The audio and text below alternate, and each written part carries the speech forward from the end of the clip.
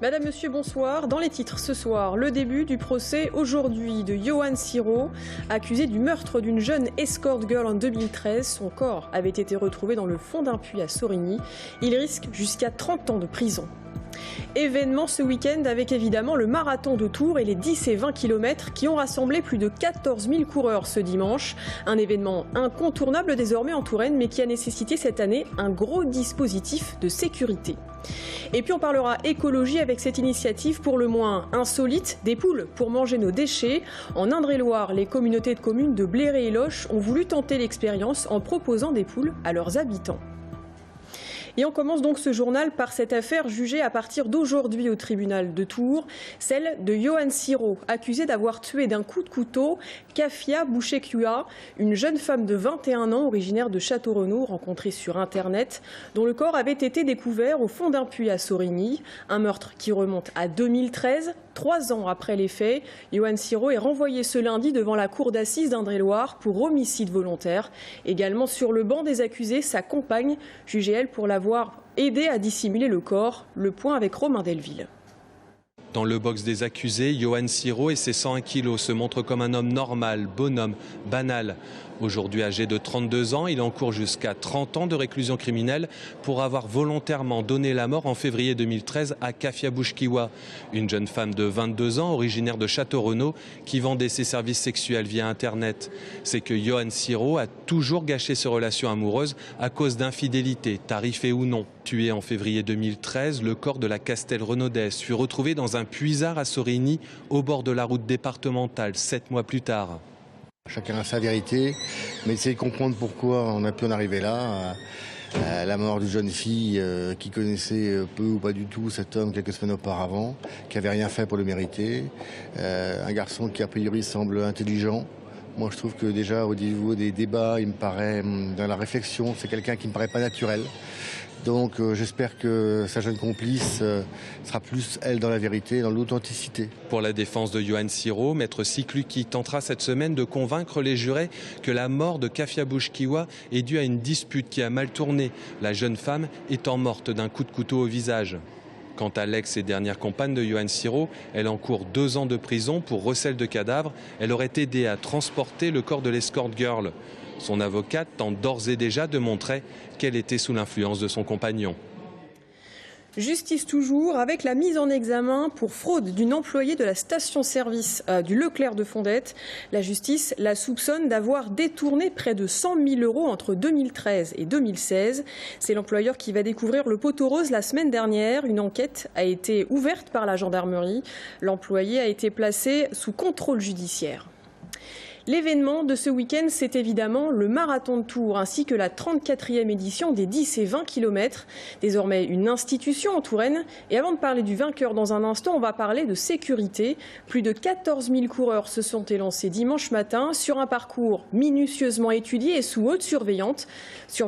La préfecture avait un temps menacé d'interdire la manifestation suite à l'attentat de Nice qui avait fait 86 morts. Policiers, gendarmes et militaires étaient donc mobilisés, épaulés pour l'occasion par 300 bénévoles qui ont bloqué avec leurs véhicules tous les accès et les intersections du parcours. Amanda Breuer-Rivera. De travailler en maison de retraite. Oui, non, mais ça j'entends bien, mais je suis désolée, là on a vraiment des consignes.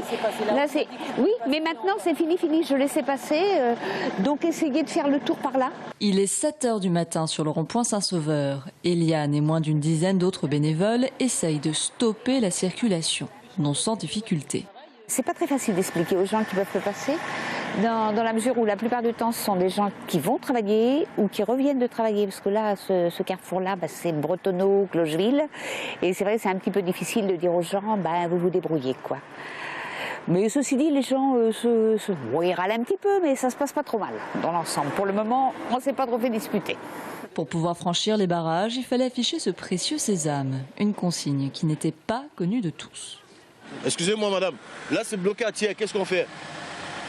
Mais le problème c'est que madame, le seul souci c'est que votre collègue, il fallait d'abord bloquer là-bas que les voitures n'entrent pas. D'accord, moi je suis juste bénévole, je peux pas... Oui mais laissez-nous donc passer alors, on a juste... J'ai pas le droit de vous laisser passer, c'est pour la sécurité. Nous aussi on travaille, on fait quoi alors? Mais je peux vous indiquer un autre parcours alternatif.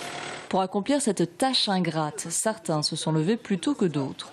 Alain vit à Busseuil dans la Vienne et il n'a pas hésité à parcourir plus de 50 km ce matin pour prêter main forte. Comme je suis sportif, j'ai bien voulu venir donner un coup de main pour les petits 20 km de Tours.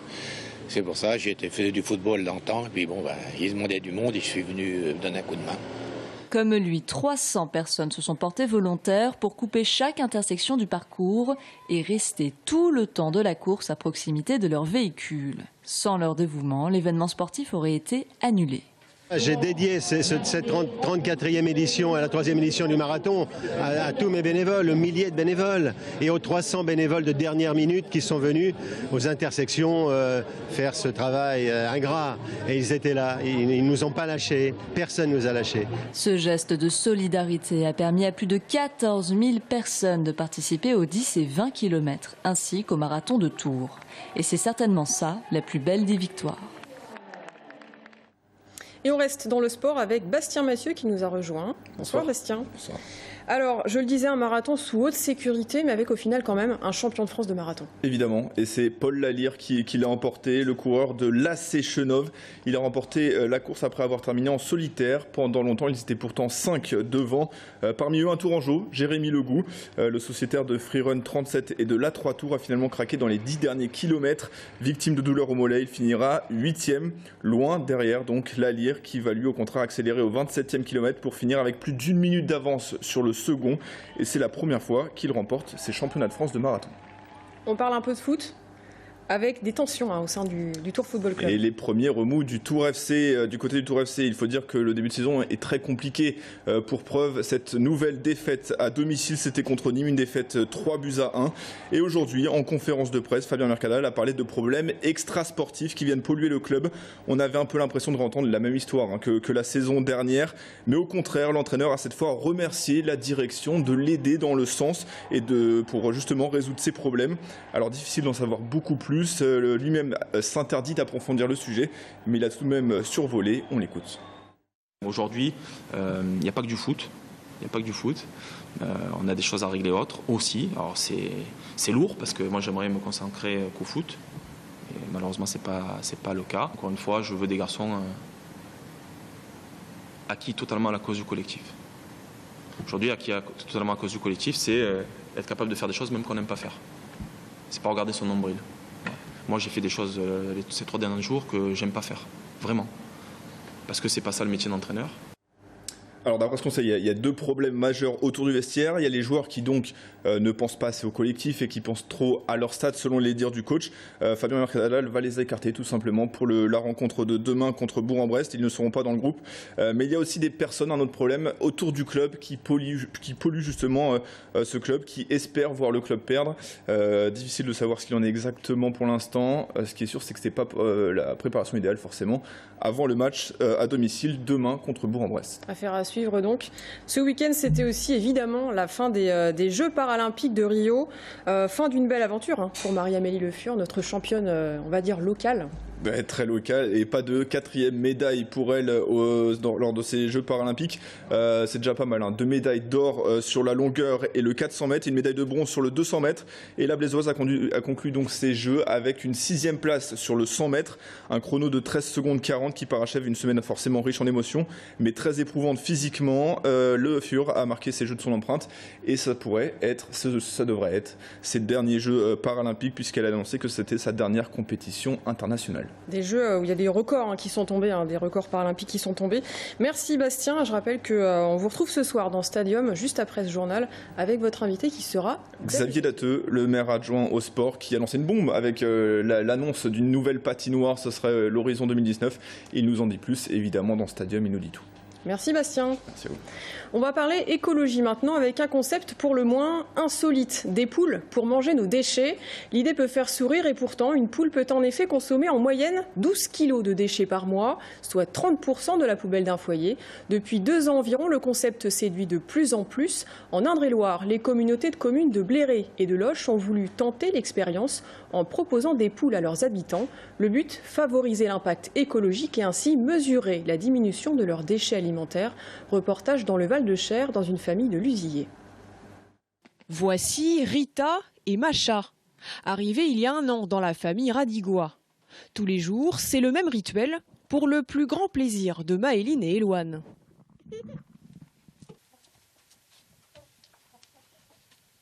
Alors il y en a combien là ? Adoptées alors qu'elles n'avaient que 3 mois, Rita et Macha ont su très bien s'acclimater, n'hésitant pas à traverser la maison pour rejoindre le jardin de l'autre côté. Leur plus grosse activité de la journée, finir les assiettes. Épluchure de légumes, restes de viande, riz, tout y passe. Dans la gestion des déchets, tout ce qui est épluché la veille est en général donné aux poules le lendemain matin. Tous les jours, on a une bonne assiette en moins dans la poubelle. Et je dirais 8-10 semaines quand elles sont en pleine forme. Donc gâteaux, brioches et les œufs cocottes du dimanche soir. Des cocottes qui ont de plus en plus la cote. En témoigne l'engouement pour l'achat d'équipements spécialisés. Dans cette jardinerie-animalerie de Joué-les-Tours, depuis 2 ans, les ventes de poulaillers ont été multipliées par 3. Plusieurs gammes, styles et tailles sont ainsi proposées. La petite planchette pour accéder en hauteur, la petite tirette pour observer et aérer bien évidemment, mais comme ça les enfants peuvent voir ce qui se passe dedans, et ainsi que le nid pour qu'elles puissent faire leurs œufs. Les gens au départ prenaient le poulailler de base et puis après ensuite ont évolué puisque le poulailler est devenu un élément aussi de décor de jardin. Et essayer de recréer dans son terrain, si petit soit-il dans les villes ou un peu plus grand en campagne, un élément de campagne, mais un élément décoratif aussi. Le succès est tel que les communautés de communes de Bléré et de Loches, par exemple, ont renouvelé l'opération cette année. Pour ceux qui voudraient tenter l'expérience, comptez environ 15 € pour un couple de poules. Attention cependant à votre potager, qui risque, lui, de ne pas résister à leur gourmandise. En bref, pour finir ce journal, 2 images. La première, c'est celle de l'intronisation du prince Albert de Monaco au sein de la confrérie chinonnaise. C'était ce week-end.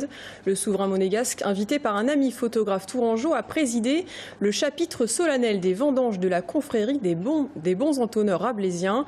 Le prince, qui s'est dit très heureux et fier d'un tel honneur, s'est volontiers plié au jeu et au cérémonial et ne s'est pas fait prier pour goûter aux différents crus locaux. Et puis l'autre image, c'est celle de Margot Legrand-Guérino, élue Miss Centre Val-de-Loire. Elle a été élue samedi soir à Châteauroux. Parmi les 15 candidates à concourir pour le titre, c'est cette toute jeune jocondienne de 22 ans qui a remporté la couronne, devançant 2 autres tourangelles, Cassandre Joris et Léa Navarro, élues respectivement première et deuxième dauphine. Margot Legrand-Guérino, étudiante en 3e année en radiologie médicale, sera donc en lice pour devenir peut-être la future Miss France 2017. Réponse le 17 décembre prochain. Dans quelques jours, Tours va accueillir le congrès national des sapeurs-pompiers. 50 000 visiteurs et 2000 congressistes sont attendus pendant 4 jours, mais également beaucoup de politiques. Une belle occasion de mettre la Touraine à l'honneur et de mettre en valeur le travail des pompiers tourangeaux. Nous en discuterons dans un instant avec Alexandre Chasse, le président du service départemental d'incendie et de secours en Indre-et-Loire. A tout de suite.